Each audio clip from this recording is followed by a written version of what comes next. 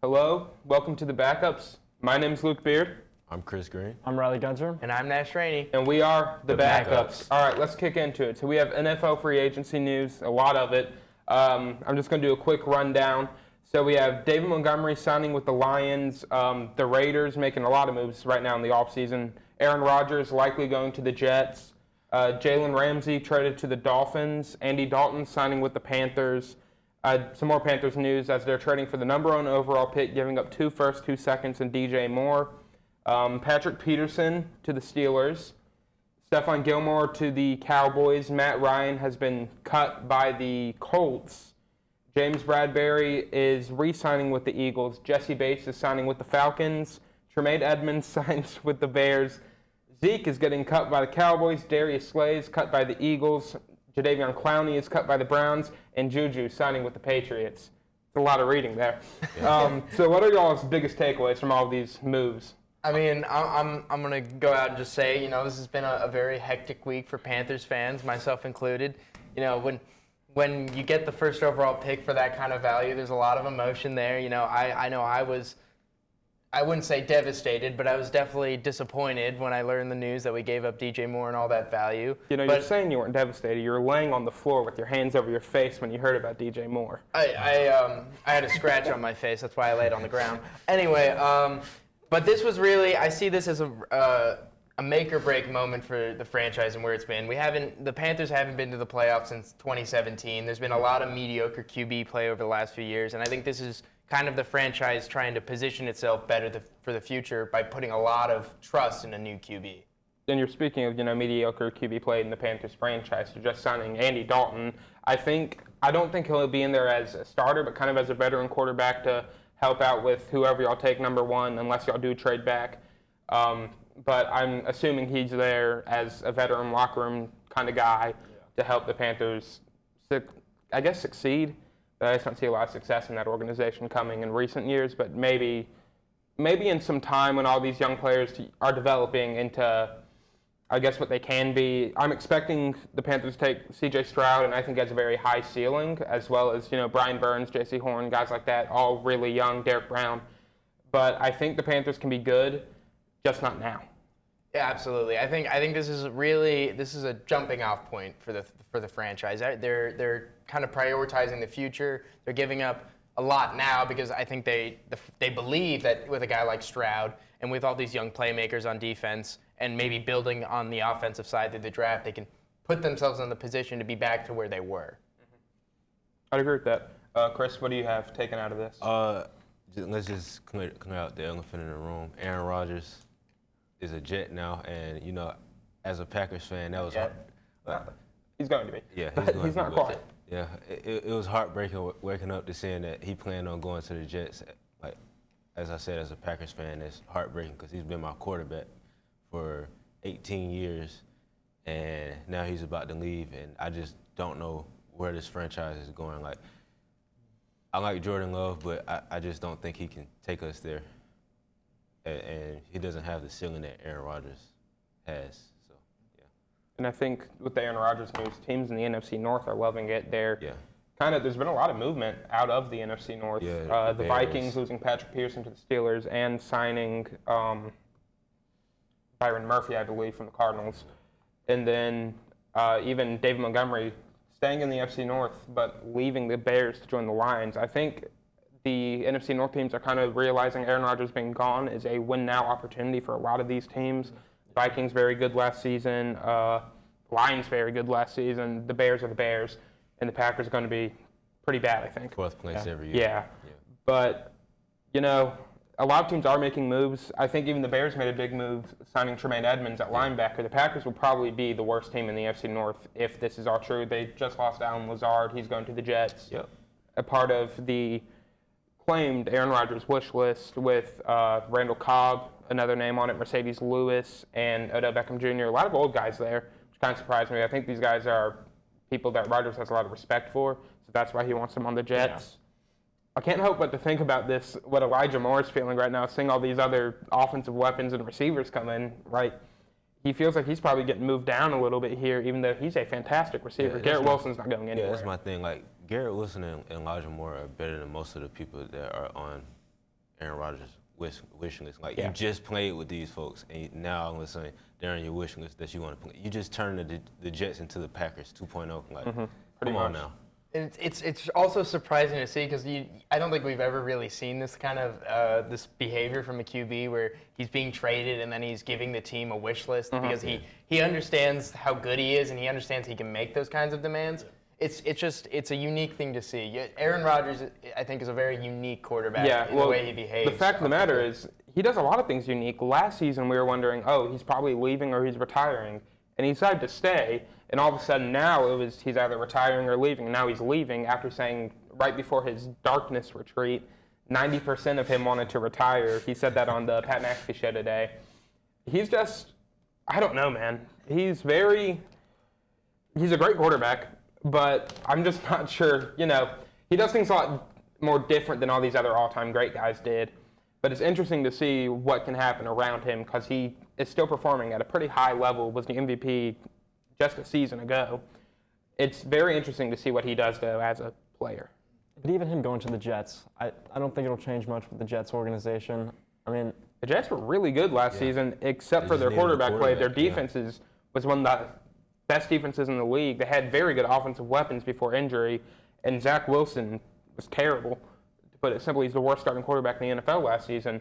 That's why you see all these guys on the Jets campaigning for Rodgers to come because they know what they can be with him.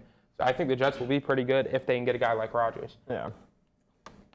I mean, I'm kind of sad to see Zeke get cut by the Cowboys, Although I'm not a Cowboy fan, I did like, that era when Dak was like a fresh new quarterback and Zeke was in the backfield. It was just a really good time to watch the Cowboys. It'd be really fun seeing the Packers just beat them every time, too. It's a good time.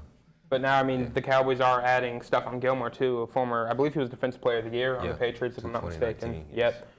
Former Panther as well. Colt recently hasn't been able to find his footing with the team, it seems, but hopefully he'll find somewhere in the Cowboys that they'll appreciate him a little more. So it looks like they're kind of stacking up right now. Getting rid of Zeke, I think, is the best thing for them because I think Tony Pollard is a much better player than Zeke. Although Zeke, all-time, obviously a better player, very good all-time running back. He's above 10,000 yards. He's third in, I think, yards and touchdowns rushing for the Cowboys organization. So it's just interesting to see what the Cowboys are doing right now, especially after being such a good team last year, but just running into some ill parts of the season. Yeah, no, the Cowboys especially, I think they're making a lot of smart moves right now. They're keeping Pollard, getting rid of Zeke, and and getting Gilmore to kind of be alongside Trayvon Diggs. There's a lot of they're making the right moves. These are the moves that you want to make when you want to be a better team because this is already a playoff team, and they're kind of giving themselves a better platform to compete, which is what you want from a franchise. Yeah, no, I'd agree with that. The Cowboys are definitely making interesting moves to me that I actually like for that organization.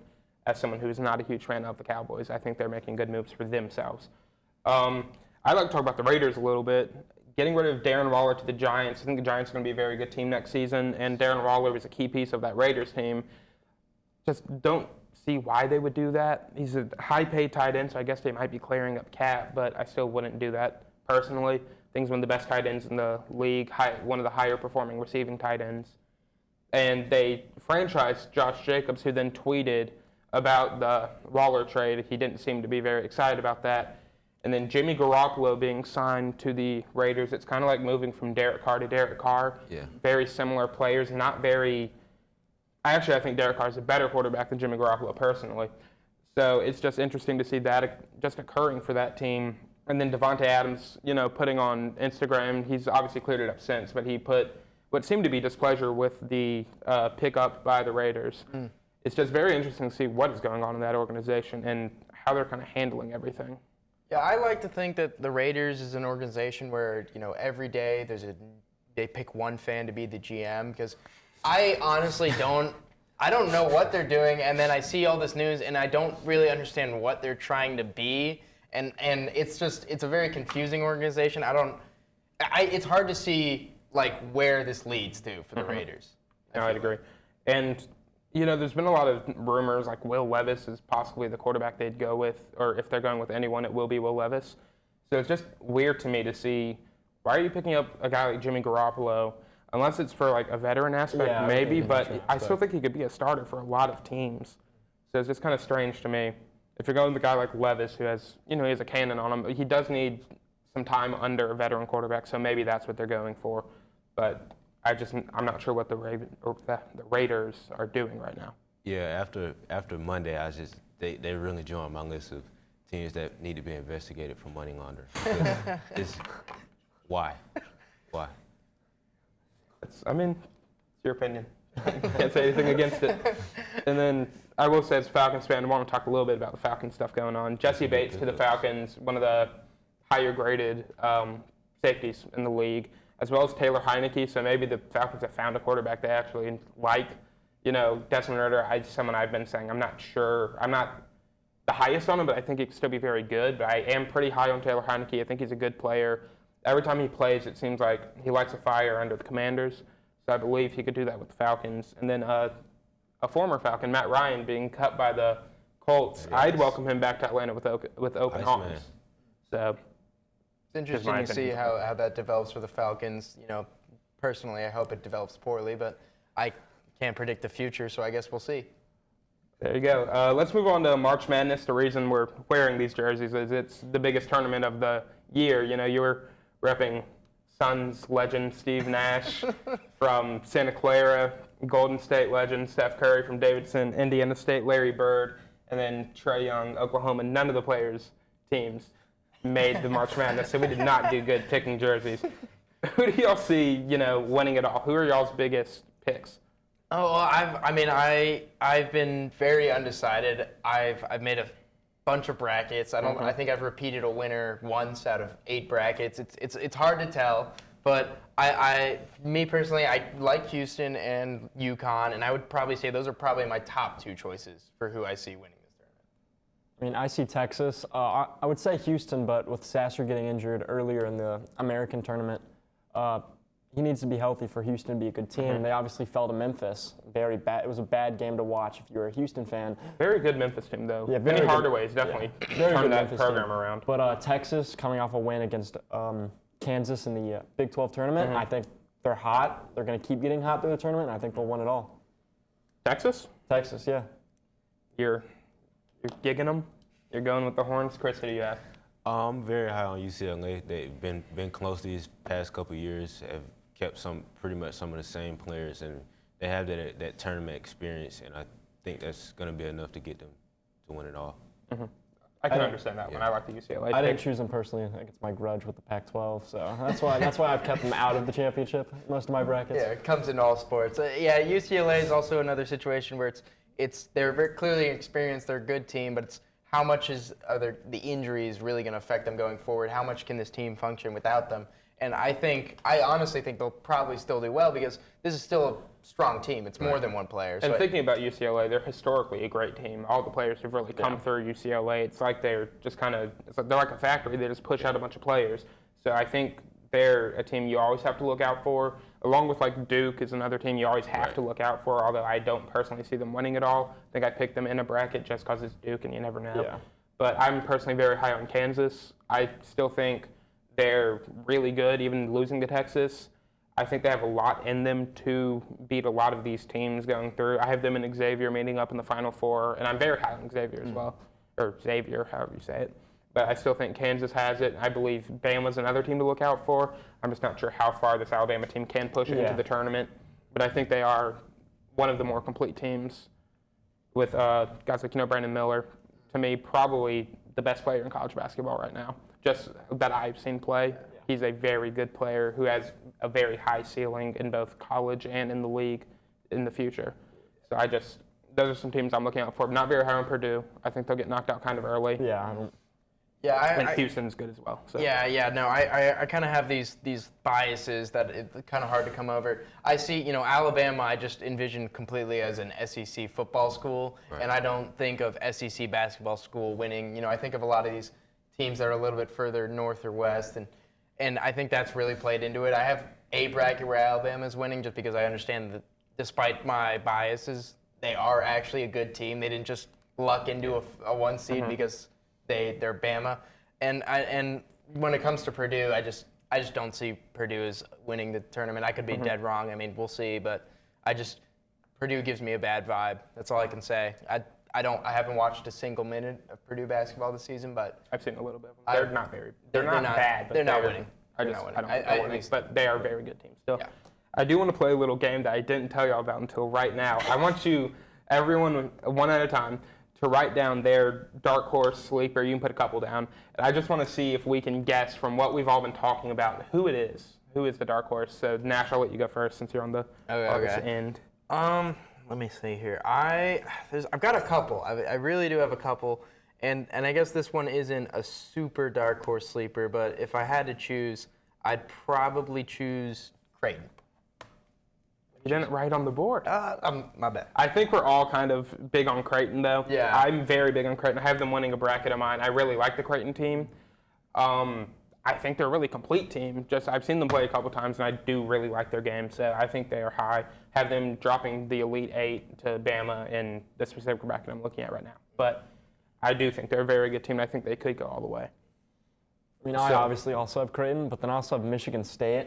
I think they're an underrated team going into the tournament, and I think they're going to do well. I have them at least going to the Elite Eight. I see we're going away from the game I just came up with. So Yeah. I'll just talk about mine. College of Charleston, I think they're a 31-3 team.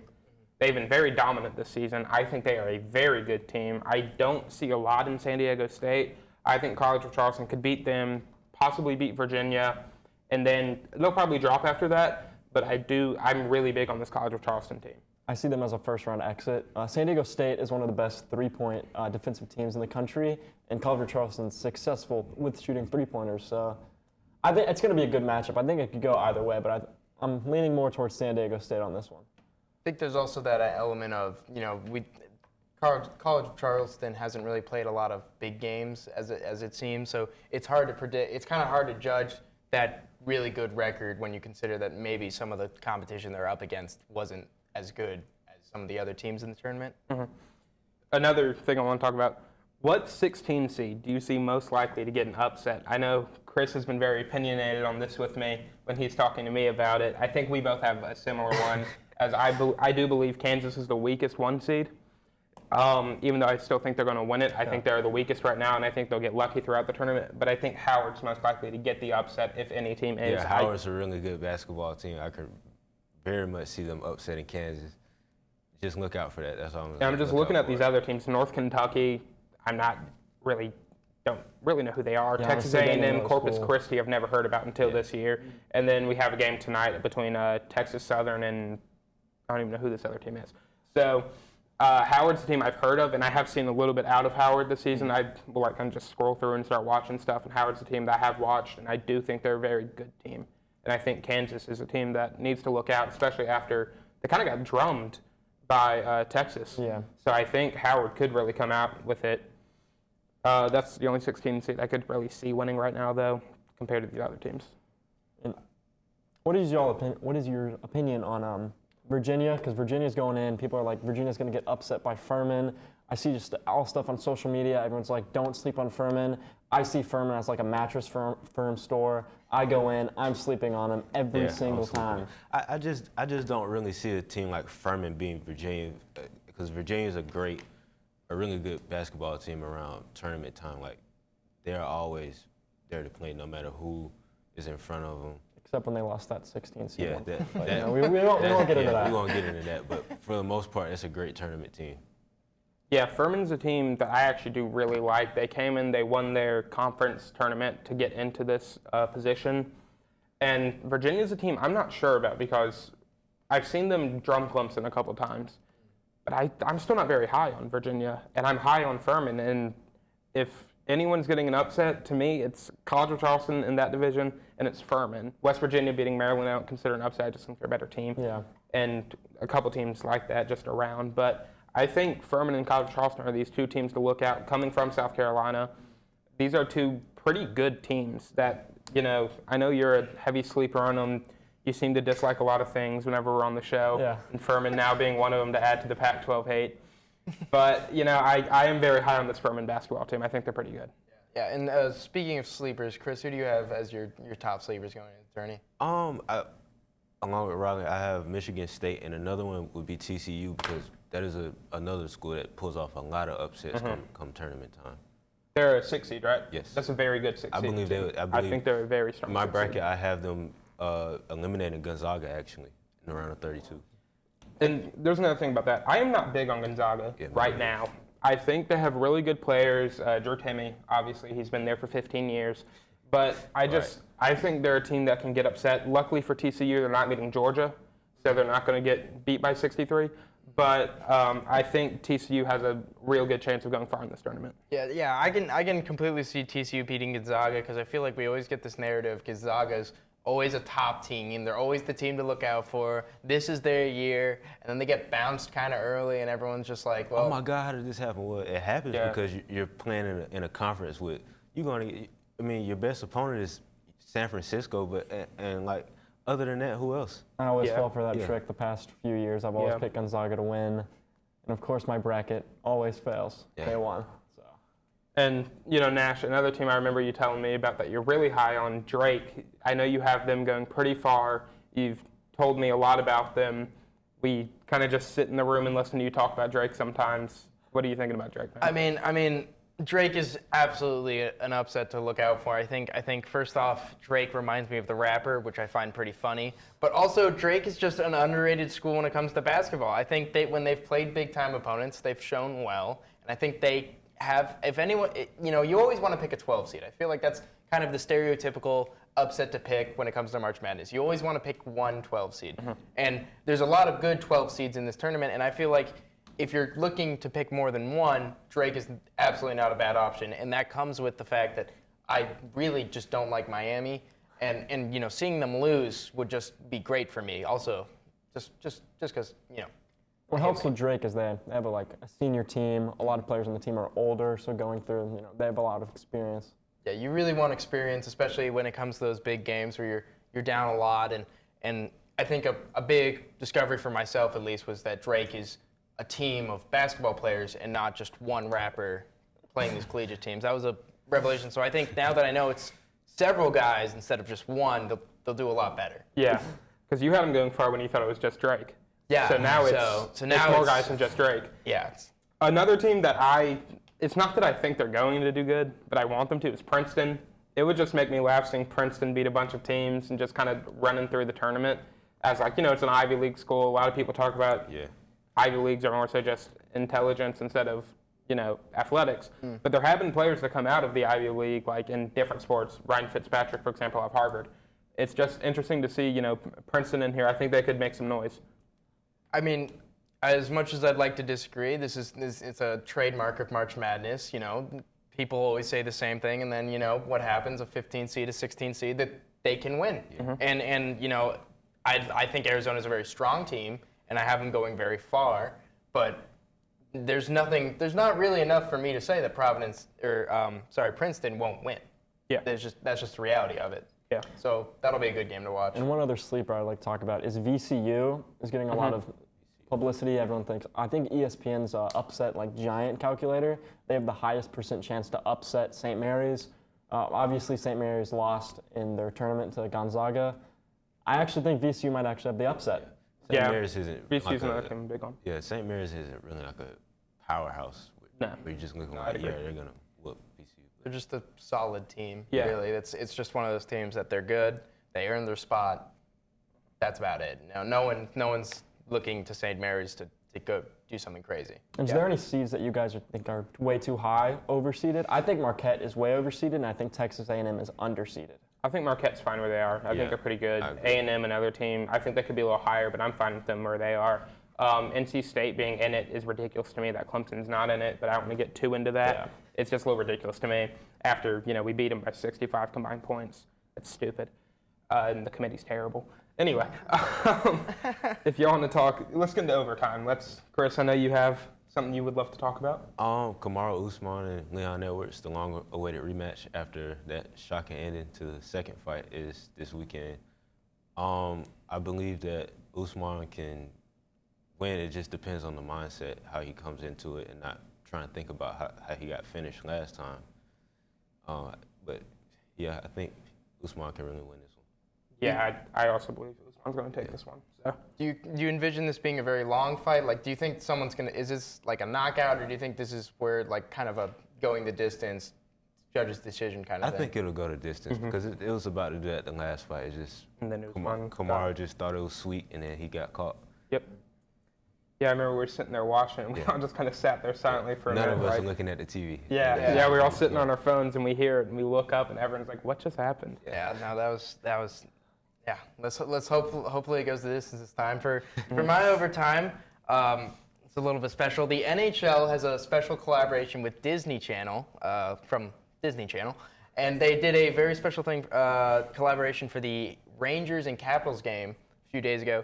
It's called the Big City Green Classic. So apparently, Big City Greens is a cartoon on Disney I Channel. believe it's a children, like It's a younger children's Yeah, like show. a younger children's cartoon show. I think I've watched it with like maybe my nephews or my nieces or Yeah, so something. it's dedicated to a younger audience, and it kind of plays into this whole hockey. The NHL and hockey as a whole have had a really tough time growing to new audiences because you can't really pick up and play like you can with a lot of other sports. So this is a move clearly by the NHL to try and market itself to new viewers, and the game itself is really where this comes together. They have this live CG technology that actively maps itself over the players. So on Disney XD, an alternate channel, there's a broadcast of the game, but instead of the game regularly in an arena, it's in a digital recreation of the city from Big City Greens, and all of the players are animated characters from the show. So what you're seeing is you can switch from the regular broadcast where it's actual hockey, and then you switch where it's all these cartoon characters playing hockey.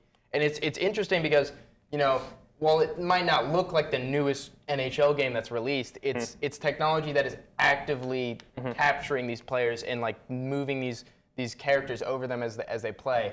And the match eventually ended in a 1-4 Rangers victory. And from what I've heard, the character of Cricket, I believe, was a Rangers legend, leading the attack and scoring several key goals. And the character of Grandma was a key goalie that helped stop the Capitals from scoring much. So it's always interesting to see these new marketing moves that these big sports leagues do because it really helps the sport.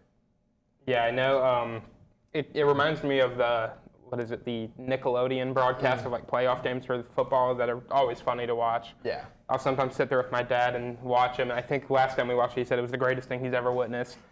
So, but the Big City Green, I know you're a big Cricket and Grandma fan, so I know you were very excited watching that game. Yeah, it was a great game to watch. Unfortunately, the Capitals lost, and unfortunately, Grandma and Cricket kind of designed that to happen. But that's just part of the sport. Riley, you like getting your Moving into overtime? mine, I'll talk about my sport that I ran in high school is track. There's a meet this past week called New Balance Nationals. If you're a really good high school runner, going D1, going to Pac-12 schools, even though I hate Pac-12 schools, if you're getting into a Pac-12 school for anything with running, you're pretty much destined to be great. But the national 5K time was broken, and the new time is 13:56, which is absolutely insane. I will never be able to run that in my life. And yeah, Give me a couple weeks, I'll run that. No, it's that's very impressive. It's no Cricket or Grandma time, but it is very impressive to see someone, a high schooler, breaking that. That's incredible, really. amazing. I want to talk about Ja Morant's 8-game suspension. I think 6 games have been served of it or something like that. I was reading about it earlier. But, this suspension, it makes sense to me. And he's been away from the team. He went to counseling for like 3 days in Florida. But I just don't know. I don't know how I feel about it exactly. Because it makes sense to me, the suspension. He should have been suspended. And it just feels like the right amount of games. But I just hope he is now realizing himself that he needs to kind of focus in on basketball, and he needs to he might need to find a new group of people to hang around. I'm not sure if that's the issue. I'm not sure what the issue is. So I can't say that is why it's happening, what he's doing. But he's just kind of been on a rampage of just doing dumb things. Everything that has been coming out about Ja has been him with like a gun or with, threatening high schoolers. Yeah. It's like, come on, man. You can't do that. You're a grown man now, and you have to realize you're a grown man, and you have responsibility now. Yeah, CMG Ja got to stop hanging around with people like Moneybag Yo and Yo Gotti, and hang out with your teammates and You know, Lock listen in. to guys like Steven Adams who Yeah. told right before he told went you out not to to the chill out, club. yeah. He told him, we need to start not going out to clubs. We need to Yeah. start, focusing in and really getting together as a team. And like the Grizzlies have been playing well recently without John Morant. I believe they've been doing a very good job from what I've been seeing of them. And that team just has a lot of problems. Now you have Dylan Brooks just talking like he's the greatest player of all greatest time. rock. You're Dylan Brooks, Yeah. man. You're not better than He Draymond sucks. Green. You're Dylan Brooks. I don't want to say sucks, but No, he sucks. it's still, I don't know, it's just ridiculous. And I think it's going to finally set in for John Morant because I believe he just lost his deal with Powerade 2, which is like 100 million or 200 million. That's a lot of money to lose out on, just being stupid. Yeah. I think that's all we have, though. Anyone else have anything to add? Nope. All right, thank you all for watching. We won't see you next week. We have spring break, but in a couple weeks, we will be back. Thank you for watching.